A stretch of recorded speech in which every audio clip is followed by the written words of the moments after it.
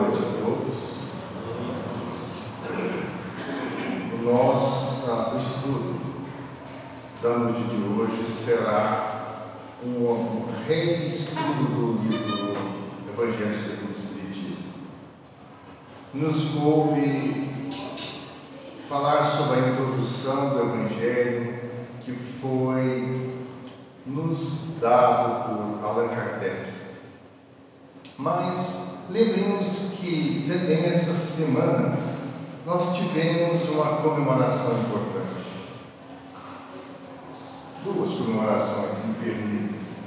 Uma do Kardec, dia 3 de outubro, e a outra do meu pai, que fazia também aniversário, dia 3 de outubro também. E nós, no dia 3 de outubro, fizemos uma palestra no Vigor, e quando citamos o meu pai em agradecimento pela oportunidade de nos ter dado os ensinos que ele me deu, eu tive bastante emoção, percebendo que ele estava sintonizado conosco e tinha mandado, e tinha nos dado uma vibração de carinho, de amor. Por isso que nós não estamos sozinhos. Mas como é que é a introdução? O objetivo do Evangelho. O objetivo do Evangelho é estudar os atos, a vida de Jesus. Mas Kardec, dentro da sua presciência, dentro da sua vontade de não entrar em controvérsia com as outras religiões, ele procurou estudar apenas os ensinos morais do Cristo. Deixou de lado os atos comuns da vida de Jesus, seus milagres, as suas profecias, as palavras que serviram para o estabelecimento de dogmas da Igreja Católica. Então, este foi o pensamento kardeciano. E com a autoridade da doutrina espírita, que deu as bases da onde que nós viemos, o que nós estamos fazendo aqui na Terra e para onde nós vamos voltar, ele fez esse apanhado para nos esclarecer sobre o Evangelho segundo o Espiritismo. Que a primeira edição saiu Imitação do Cristo. Mas vamos lembrar de Jesus, porque Jesus ele está nos falando a cada palavra do Evangelho. Mas vamos lembrar o seu compromisso que ele fez conosco há 2000 anos atrás. E foi anotado por João no capítulo 4, versículo 8. No capítulo 18, versículo 18 a 23. Que ele mandaria um Consolador e que ficaria eternamente conosco. Então, quando a humanidade se perdeu na busca de Deus, passando por aquela fase em que foram tão difíceis, em que se buscava matar o irmão para resgatar o túmulo de Jesus, logo depois Jesus teve que mandar um Consolador que ficaria conosco, que é a doutrina dos Espíritos. Mas antes dele mandar, ele preparou a sua equipe para estar presentes. E assim que ele fez uma reunião nas proximidades da terra, ele foi com aquele escolhido para reencarnar, a fim de levar avante essa bandeira, essa tarefa, sobre os céus da Europa, da França, e ele mostrou para esse trabalhador, que já tinha sido um apóstolo dele, que tinha sido várias encarnações a serviço de Jesus, e disse para ele: chegou a hora de nós cumprirmos com o compromisso com as minhas ovelhas que estão desgarradas, e tu farás este trabalho. Aí esse Espírito disse: cabe a mim empreender este movimento? Sim. Reviverás os fundamentos da religião universal do amor, espelhando a religião dos Espíritos redimidos, que colaborarão contigo. Não farás obra pessoal. A tua missão é redescobrir o Evangelho. Se o teu trabalho será intenso e se deve realizá-lo sem outros colaboradores diretos, não te faltarei em momento algum. Aí esse Espírito disse, abaixando a cabeça e com muita humildade disse: serei fiel, Senhor. E aí Jesus fez uma última recomendação a esse Espírito: não te esqueças em tempo algum que te deves entregar aos pequeninos da terra, pois somente eles no início te servirão de suporte e te ouvirão. Esse Espírito reencarnou em Lyon, na França, a 3 de outubro de 1804. 3 de outubro de 1804. Há 200 e poucos anos atrás. 216 anos atrás. 216 anos atrás. E ele, durante a sua vida, ele nasceu numa família classe média, uma média superior. Seu pai era juiz de direito, sua mãe era do lar. E ele teve uma educação esmerada, contribuindo para o seu engrandecimento e desenvolvimento da sua inteligência. Foi, depois de quando rapazinho, para a Suíça, a fim de estar com Pestalozzi. E foi um dos monitores que Pestalozzi usava para ajudá-lo a contribuir nas aulas que ele dava lá assim, no seu curso. Assim que ele saiu, ele voltou para a França, para Lyon, e tornou-se professor.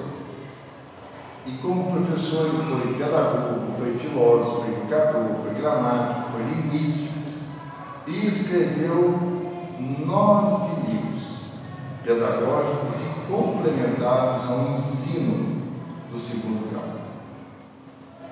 Então, ele se casou em 6 de 2 de 32 com Amélie Gabrielle Bourdon. Esse espírito, ele chamou-se Leon Hipólito Rivail Denizade Rivail. Então, isso nós estávamos praticamente em 53, 54, quando houve uma mudança de paradigma no mundo. As mesas começaram a levantar voo, a se movimentar. Na França, respondiam a questões através de batimentos. Uma batida, sim. 2 batidas, não. Isso tornou-se a coqueluche do homem. Hipólito Denizade nunca participou dessas sessões. Até que um amigo seu disse para ele: não, o senhor tem que participar conosco. Mas eu não acredito que uma mesa possa ter cérebro, possa ter músculos, possa responder a questões. Mas vamos lá, o senhor vai se convencer. E ele foi e se convenceu que a mesa estava inspirada por espírito dos homens que tinham vivido anteriormente. Isso foi em 54. Em 55, ele já recebeu, de 1855, ele já recebeu 14 cadernos que eles tinham já copiado e foi doado para que ele fosse estudar esses cadernos. Ele teve uma comunicação da sua missão.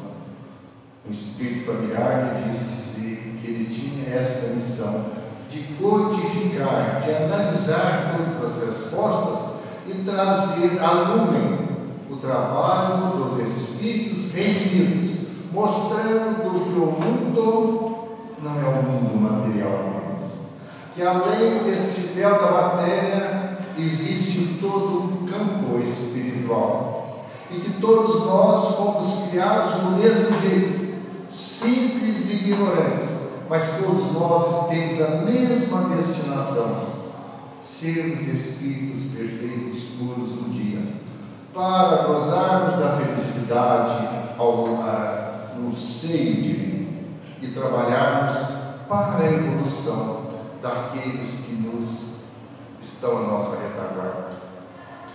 Porque Deus cria incessantemente novos seres. Então, ele disse: e se eu não quiser? A espiritualidade, os espíritos superiores mandaram dizer para ele: se você não quiser, você está preparado para essa missão. Outro tomará o seu lugar, mas a missão será cumprida na íntegra, porque ela vem por ordem divina. Mas Kardec e mais Leon e Rivail de Luzard, no dia 18 de abril de 1857, lançou a primeira edição do Livro dos Espíritos, trazendo ao lume esta doutrina, e ele usando esse nome Allan Kardec para diferenciar das suas 9 obras pedagógicas anteriores, para que não fizessem confusão entre uma coisa e outra. E ele teve uma comunicação que Allan Kardec foi um sacerdote druida de uma encarnação sua anterior. E ele usou esse pseudônimo para que a obra fosse impessoal. Mas o tempo foi passando. Ele lançou em 1957 o Livro dos Espíritos, com 524 questões.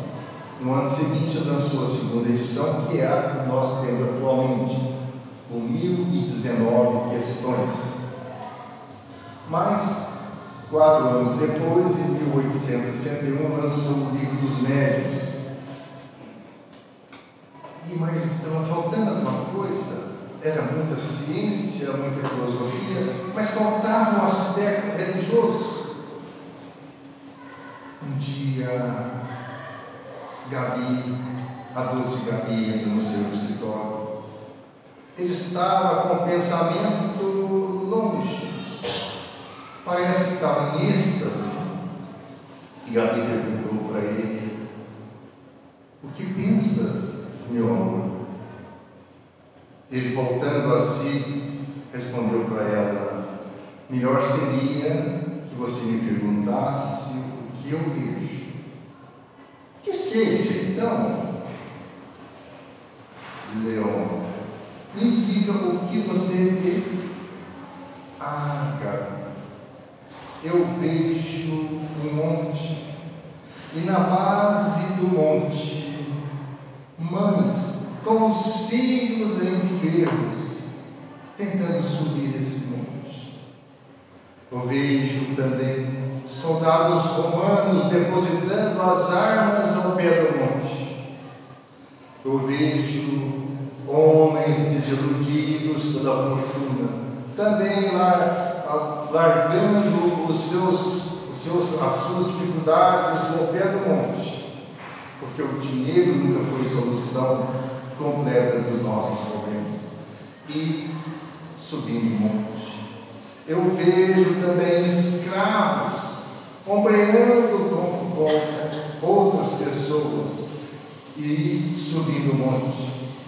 Mas, particularmente, vejo a classe sacerdotal rindo de desdém ao perdão.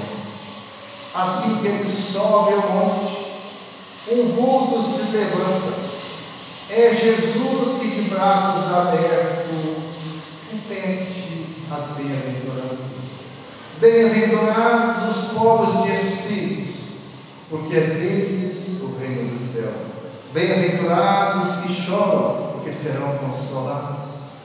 Bem-aventurados serão isso, serão aquilo, os pacíficos, pacificadores, aqueles que sofreram pelo meu nome.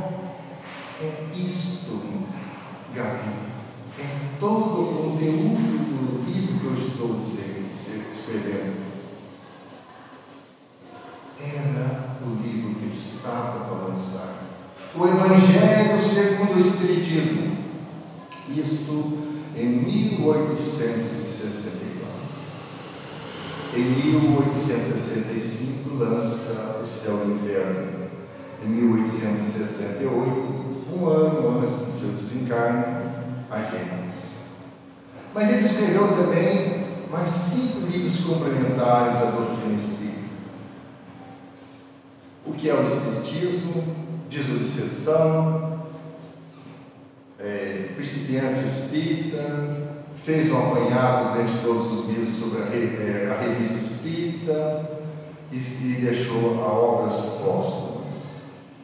E desencarnou a 31 de março de 1869.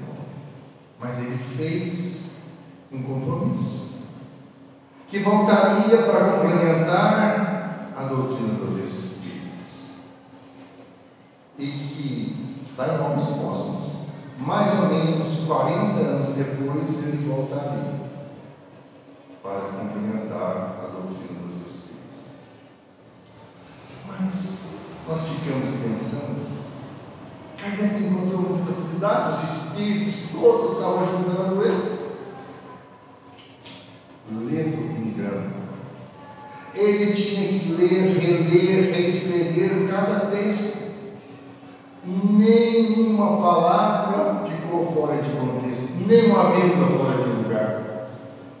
E quando ele temava num texto, o Espírito de verdade, que era o dirigente desta equipe espiritual, para trazer à lume o Pentateuco kardeciano, o incomodava, até que ele pudesse tomar consciência dos seus erros e corrigir as suas escritas.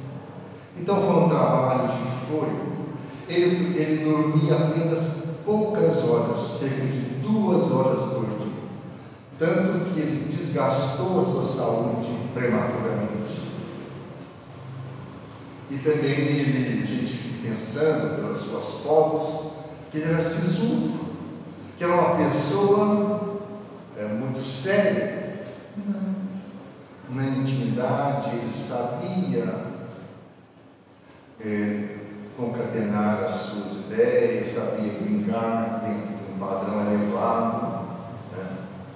E se doía de amor pelo outro, tanto que um dia ele estava passando no subúrbio de Paris, quando ele foi chamado para ver uma criancinha que estava doente no alto do alojamento. E ele chegando lá, ele fez uma oração e deixou algum dinheiro para a compra dos mantimentos. E a partir daí, ele convocou a Gabi para que reunisse as madames, as pessoas, as mulheres daqueles que frequentavam a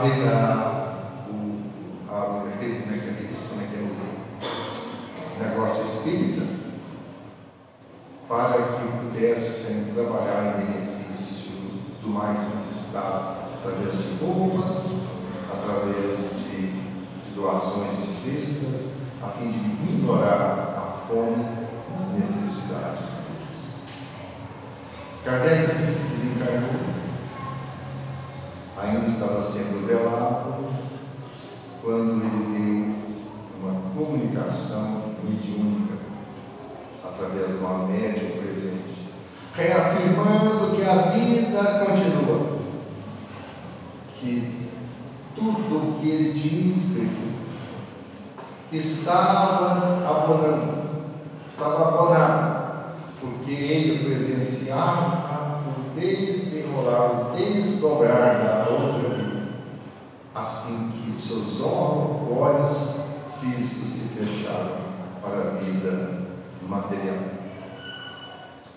Meus irmãos, Kardec foi esse espírito que, com denodo e com trabalho, com dedicação, trouxe-nos a doutrina dos Espíritos.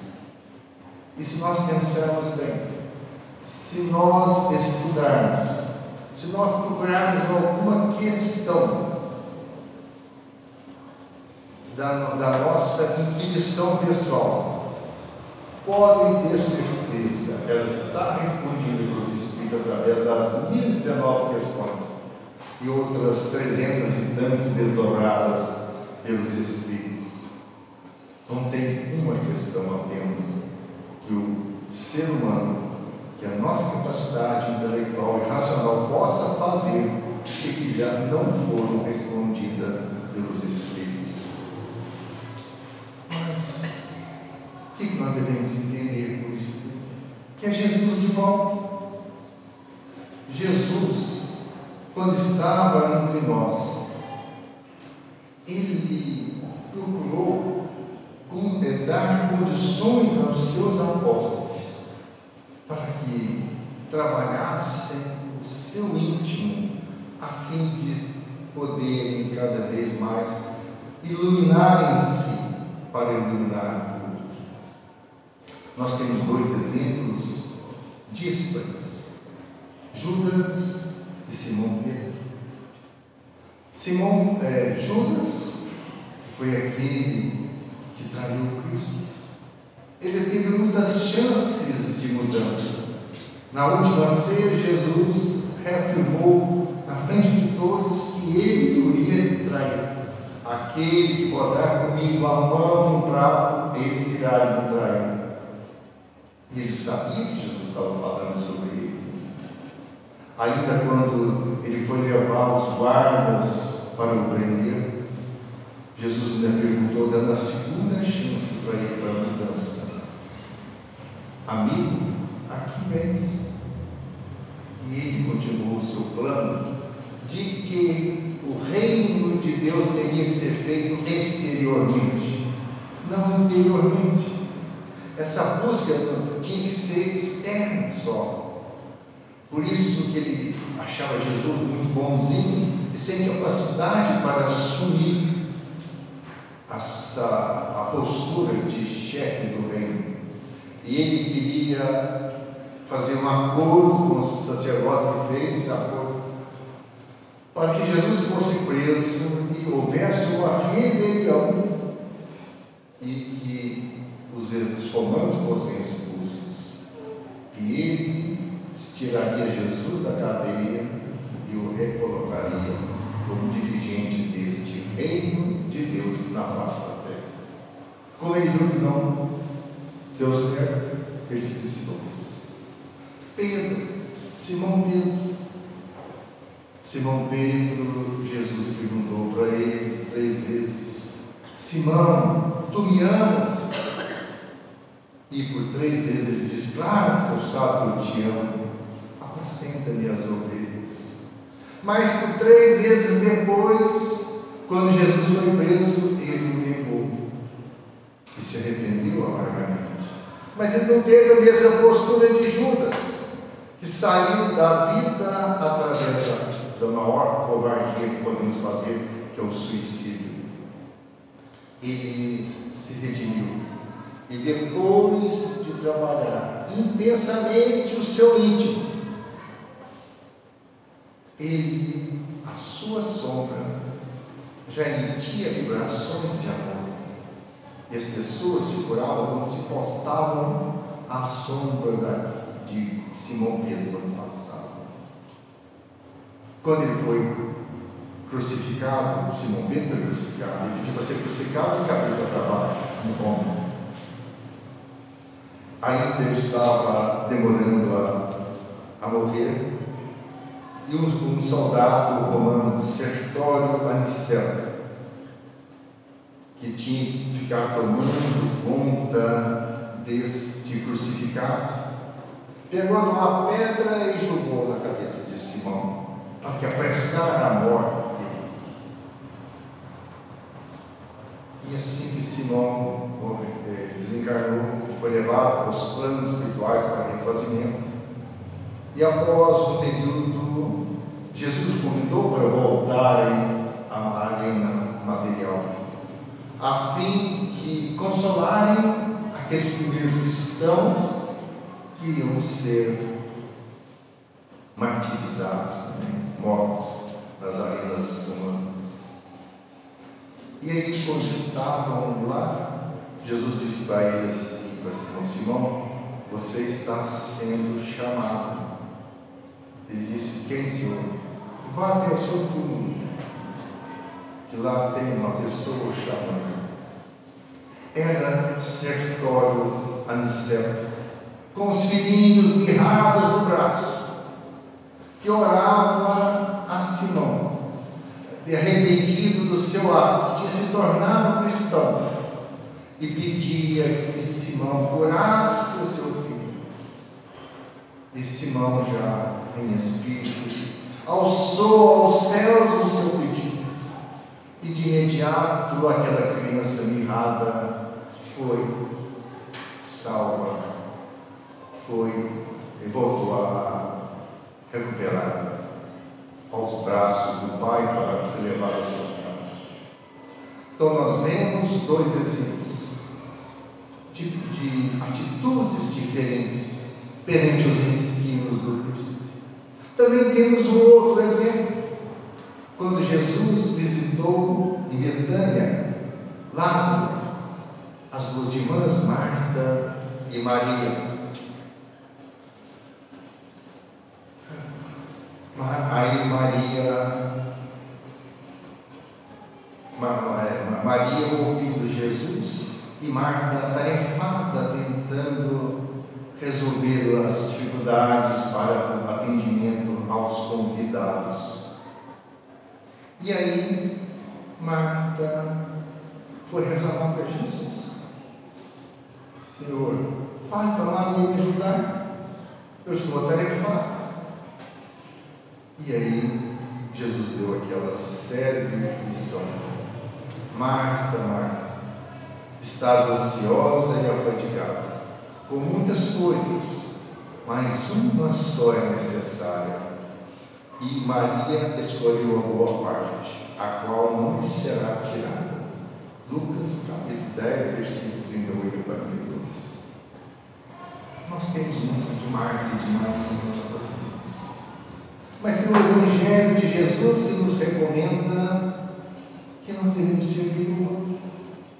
O Evangelho é todo uma lição de serviço ao próximo. Mas nós temos muito de Marta, queremos fazer coisas, mas não idealizamos essas coisas no nosso mundo. Por isso que a luta diz, recomendo que nós, de agora em diante, que nós temos que conseguir ter o coração de Maria e mãos de Maria.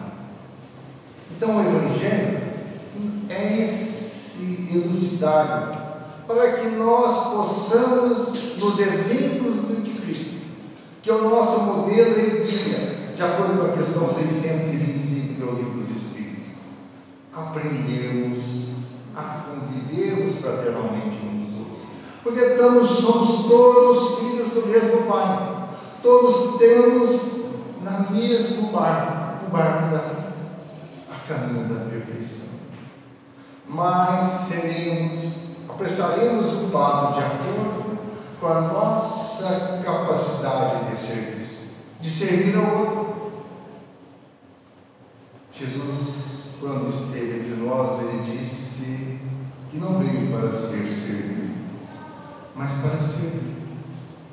Então temos que, na introdução deste Evangelho, nos objetivos dessa obra, a nos conscientizarmos que Ele é um repositório de luz, tanto que se recomenda todo problema que nós tivermos, que nós peguemos o Evangelho e abramos ao acaso.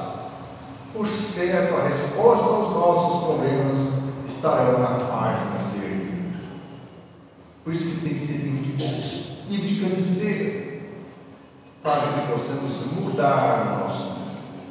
Somos espíritos, temos que nos conscientizar, somos espíritos imperfeitos, endividados com ontem, e que estamos despertando no momento para as realidades eternas. Despertando. Mas temos toda uma caminhada a ser feita. Por isso que a doutrina espírita é esse manancial de luz, que nos esclarece consolando, mas nos consola esclarecendo. E as lições de Jesus são para nos fazer nos consolar, porque tudo que passamos é para o nosso bem. Todos os problemas que temos é para que o nosso crescimento espiritual. Não existe que Deus não coloca fardo em ombros fracos. Todas as nossas dificuldades, elas são momentâneas e tudo passa. O Chico, quando estava tarefado, na época que ele morava ainda com as suas irmãs, trabalhando em guilda operativa, ganhando pouco, ele estava cheio de problemas. Um dia ele orou à Mãe Santíssima e disse: Senhora, eu não aguento mais, estou tendo problemas demais. O meu irmão faleceu, a minha cunhada entrou em desespero, está no manicômio, matriculada. Eu tenho que cuidar dos sobrinhos, não sei mais o que fazer. Quando veio a resposta de Maria, através de um papiro luminoso, era Celina, a sua correspondente, só tinha uma frase: tudo passa. Então confiemos no Pai, confiemos em Jesus, porque Jesus é o nosso modelo de vida, e Jesus está confiando que nós podemos ser o sal da terra, nós podemos ser a luz do mundo, depois de nos iluminarmos, depois de pegarmos na charrua e não olharmos para trás. Então, nesse início que se desenrola, do estudo do Evangelho, queremos desejar a todos que usem a cada frase do Evangelho para si. Ela se vale para os outros também, mas vamos buscar ela primeiramente para nós, porque o Evangelho tem que ser sentido, ouvido com o coração, para ser praticado com amor. Muita paz.